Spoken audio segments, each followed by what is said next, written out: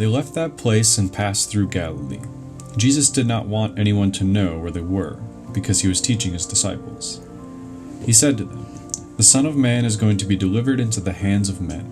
They will kill him, and after 3 days he will rise."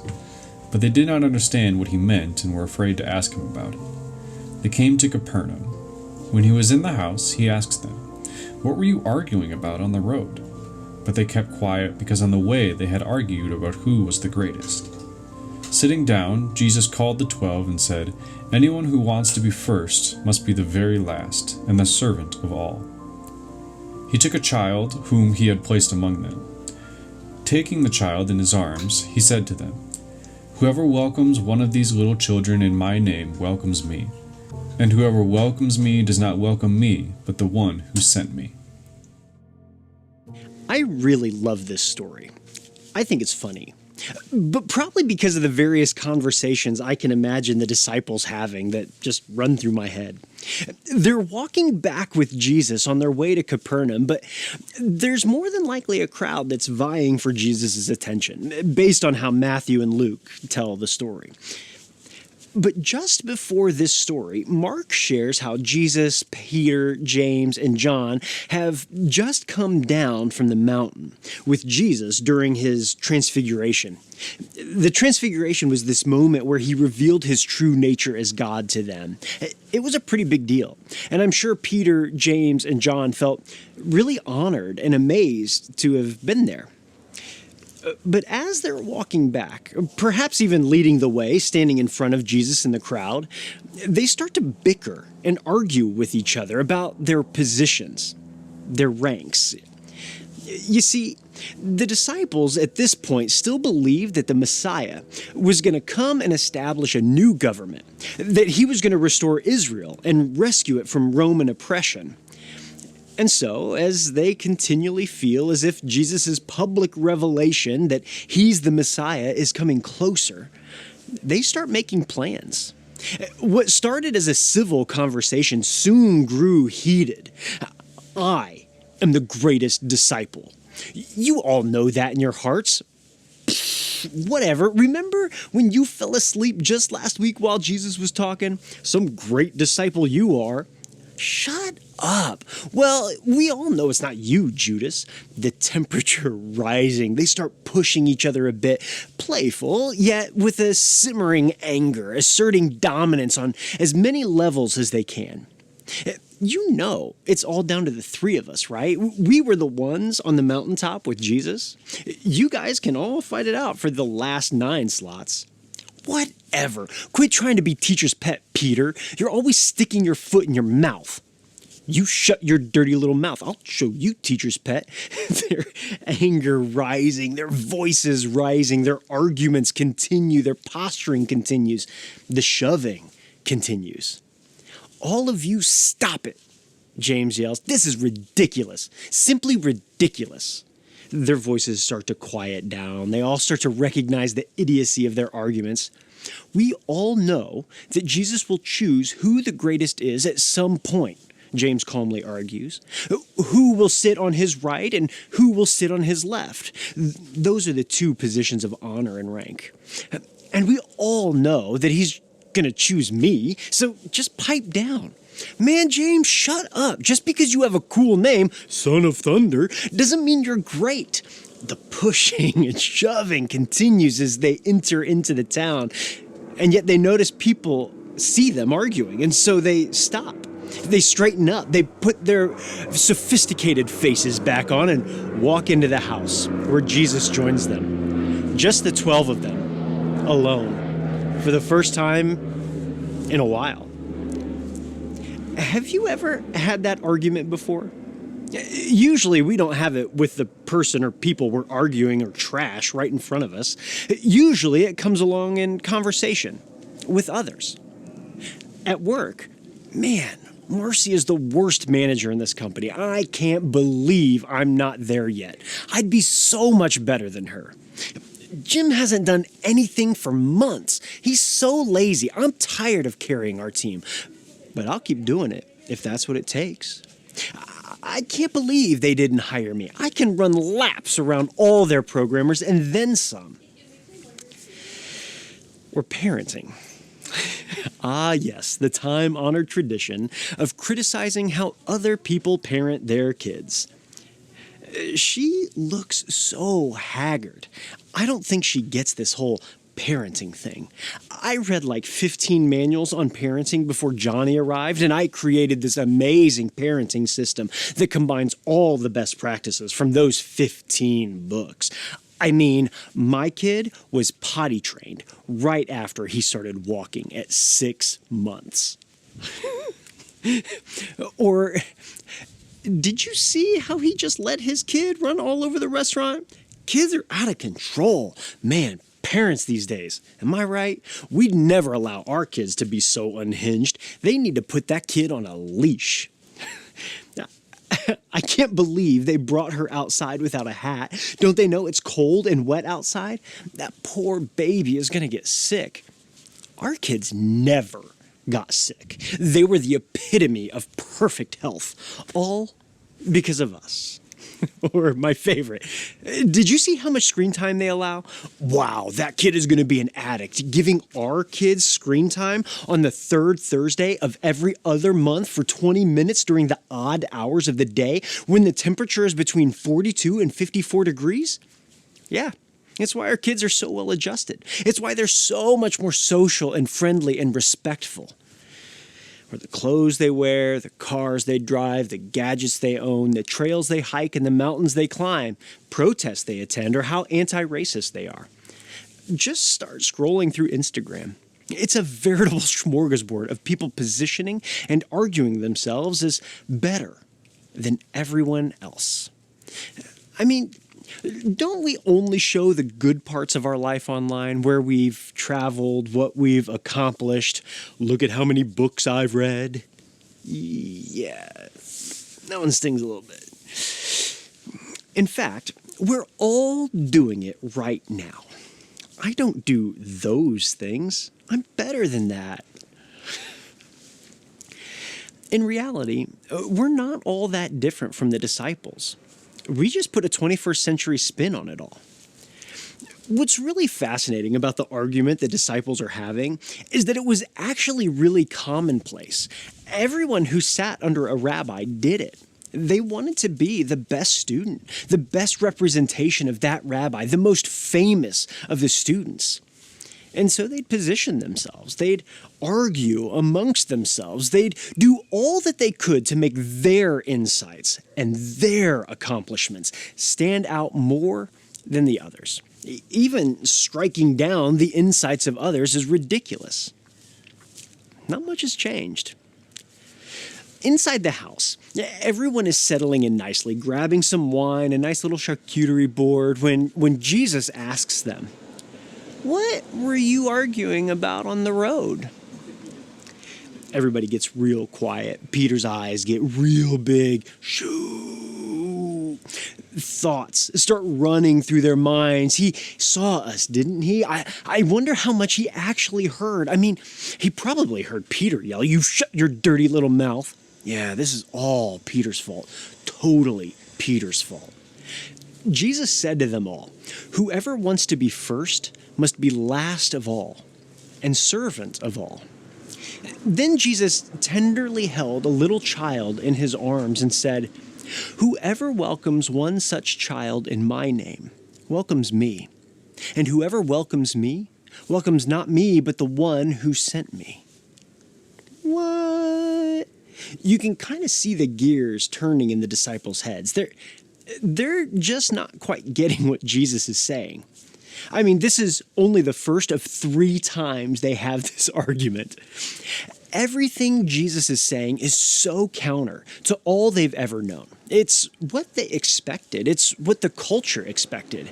And here's Jesus flipping everything on its head. Back in the 1970s, Robert Greenleaf created this concept called servant leadership. This idea that the best leaders, the greatest leaders, were servants first. Some have overlaid that model of leadership with this passage, that the leader should be the first to clean the toilets, the first to do the dishes, the first to pick up the trash, the first to arrive and the last one to leave, that the leader should be akin to a household servant. During one of my internships back in college, I worked at a large church where I spent my days painting walls, cleaning floors and bathrooms, and taking out the trash.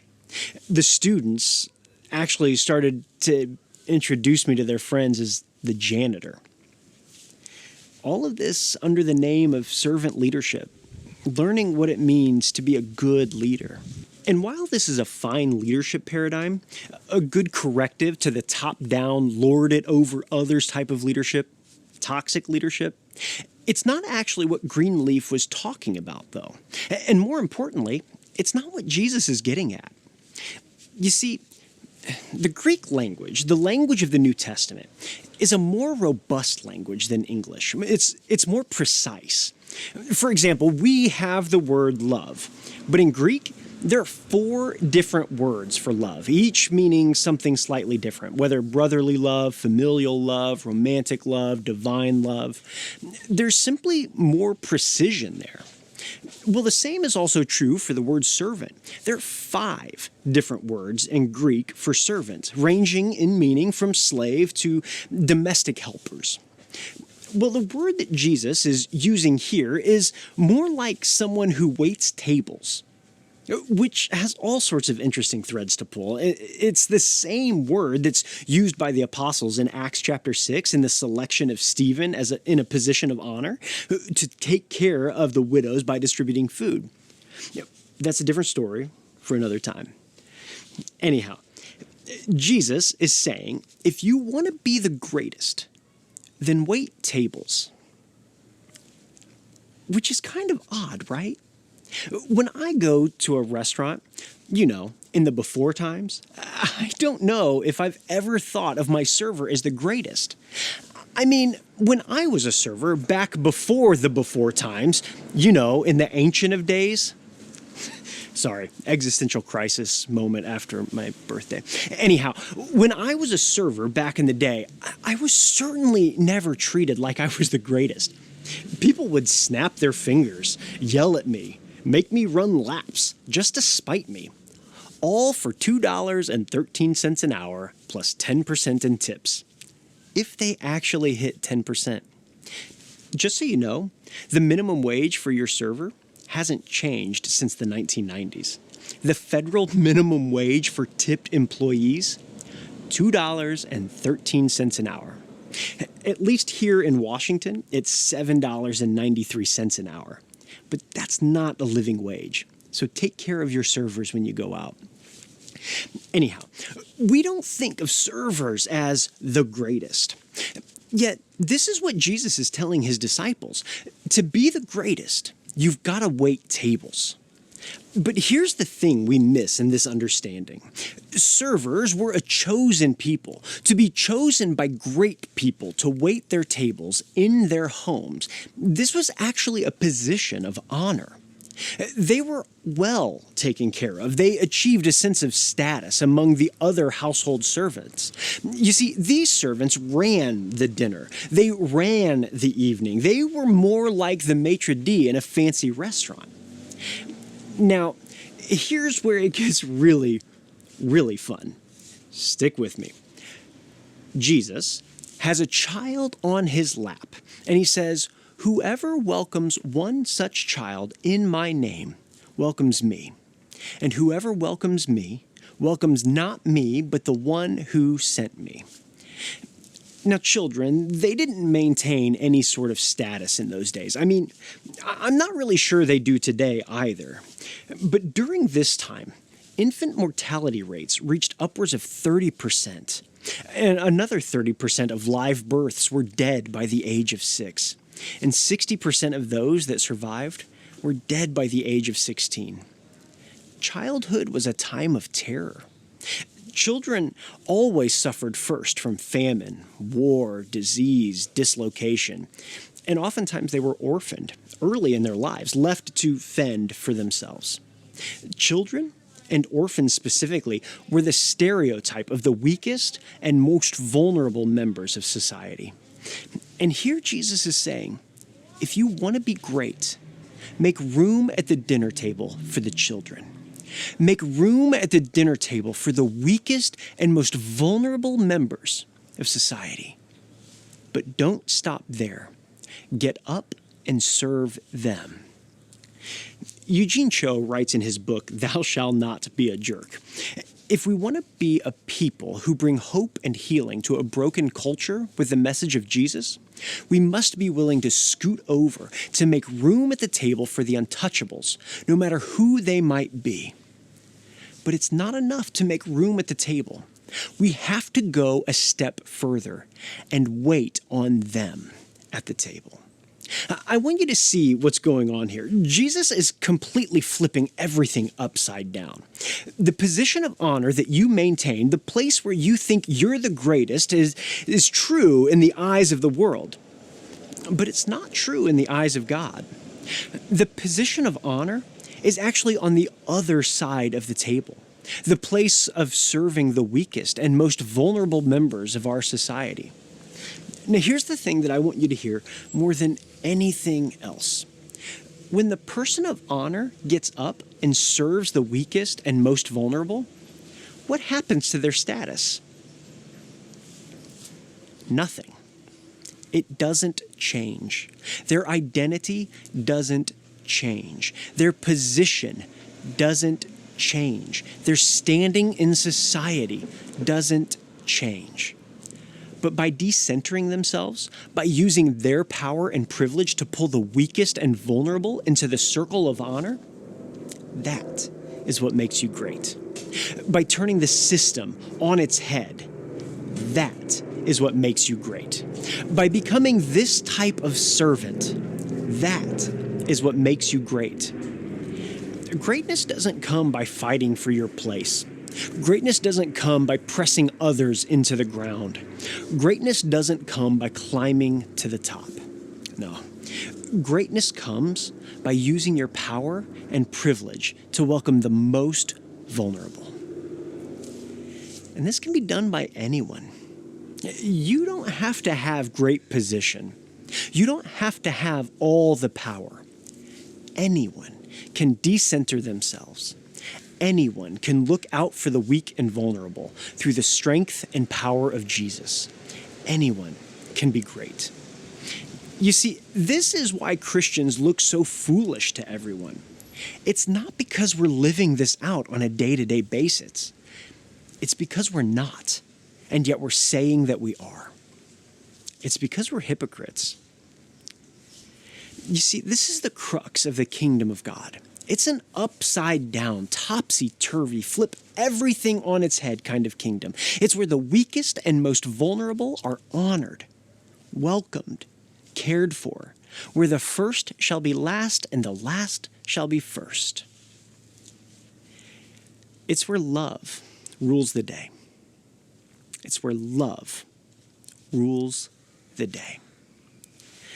There's something unbelievably telling in Jesus' final statement in this story to his disciples.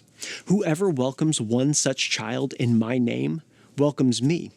And whoever welcomes me welcomes not me, but the one who sent me. Jesus, in this statement, creates a unifying stream, a brilliant and beautiful example of what it means to love God and love people. Jesus, when asked to answer what the greatest commandment was, he didn't hesitate. You shall love the Lord your God with all of your heart and with all of your soul and with all of your mind. This is the greatest and first commandment. And the second is like it. You shall love your neighbor as yourself. Do you see that? The second is like it. Loving God and loving people are one and the same. There is no distinction between the two, for everything hangs on these two commandments. And so I wonder, what paradigm do you find yourself living out? What story are you creating with your life? Is it a story where loving your neighbor as yourself rules the day? Where the weakest and most vulnerable in our society, in our city, our community are welcomed and waited upon by you? Or is it a story where loving yourself, period, rules the day? I have been so proud of our church for how over the past 4 years, even before our church publicly started meeting, we have been serving the weak and vulnerable at Safe Harbor, the tiny village in Inner Bay. It started out when it was just a tent city behind the QFC on Dravis. Each week, everyone prepared home-cooked meals, tried out new and brilliant recipes, played with children, listened to what they liked to eat, what they wanted to eat. We listened to their stories. We celebrated when they moved into permanent housing, when they purchased that bus ticket to go home to their estranged family. And we mourned with them. We mourned when they lost jobs, when the cards seemed to be so stacked against them. We got to know them. And Thursday nights became what they called family dinner.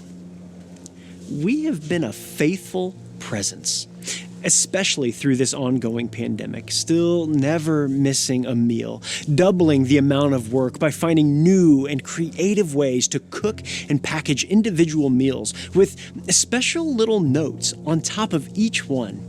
Looking at Joe's beautiful handwriting, come on.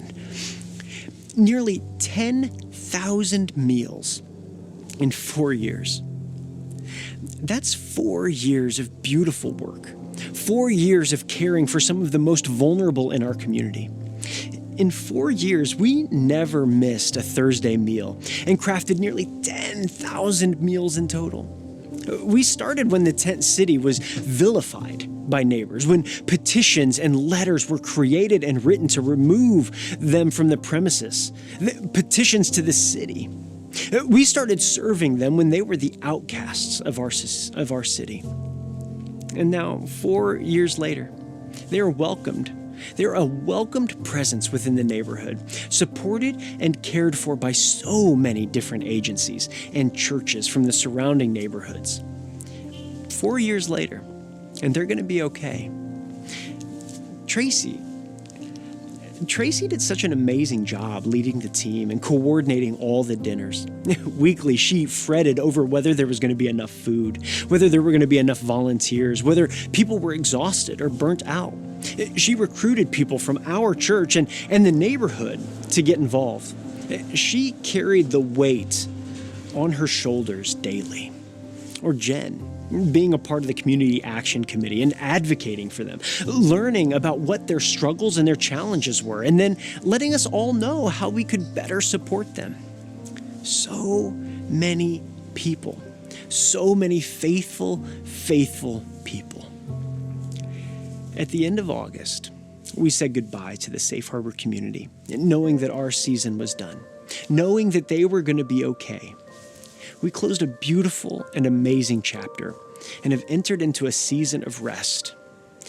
Every week in our benediction, we pray, may God bless you with enough foolishness to believe that through Jesus Christ we'll have the strength and power necessary to create change in this world and in our neighborhood, so that together we will courageously try what others claim cannot be done.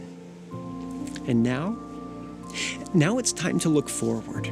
It's time to begin dreaming of new foolishness. It's time to renew our faith in what is possible, to courageously try what others claim cannot be done. So dream, my friends. Dream. Pray to the God of love and goodness. Pray. Listen to your neighbors and friends. Listen. Where is God leading us next? Where is He calling us to love lavishly? I don't know the answer to these questions, but I think we do. Together, let us dream of foolish ways to lavishly love the weak and vulnerable. Together, let us rest in the arms of Jesus so that He may renew our strength and power, our courage to create change in this world that others claim cannot be done. Together, let us be the church we've always dreamt of being a part of. Together.